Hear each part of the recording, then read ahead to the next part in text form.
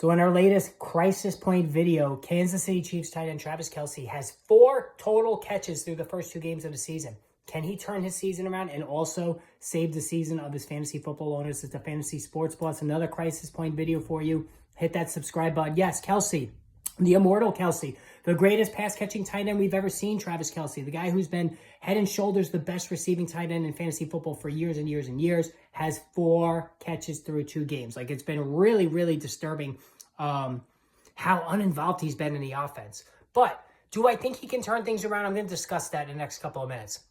First of all, we all know that the age is creeping up, right? He's into his age 36 season. There's a lot of wear and tear on Kelce. And last season, even though he caught 90-plus passes, he only snagged 5 touchdowns.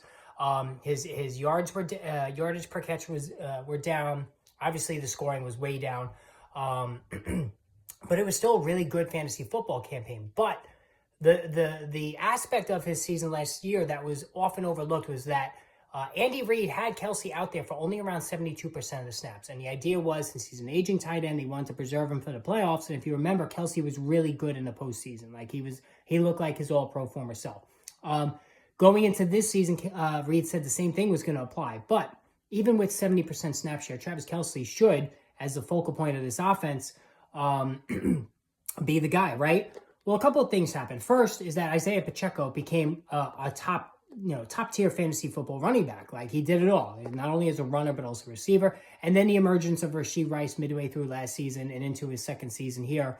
And they also the drafting of Xavier Worthy, who scored 2 touchdowns in the opener. So all of a sudden, Travis Kelce has to compete with 3 other prime offensive weapons, at least 2 prime with Rice and Pacheco, and then Worthy being at least a contributor.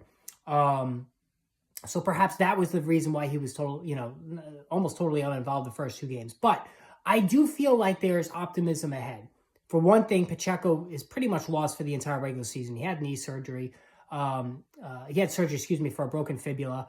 So he's going to be out for 8 to 10 weeks. We're not going to see him until the end of the regular season and probably really the fantasy football playoffs.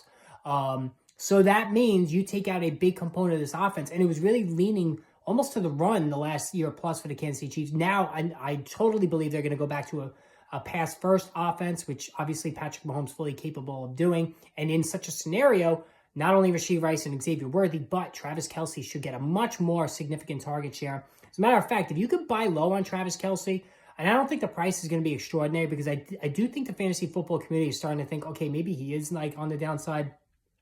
And he is on the downside. Let's face it. Like, he is showing signs of being on the downside. But again, the target share should absolutely be there now going forward with Isaiah Pacheco out of the picture. I think he's going to be fine. Not the Kelce from, 3 or 4 years ago, but I think he's still going to be a top 10 fantasy football tight end the rest of the way. And if you could buy low for him, I think you should. Let me know what you think of Travis Kelce. Post in the comments and hit that subscribe button.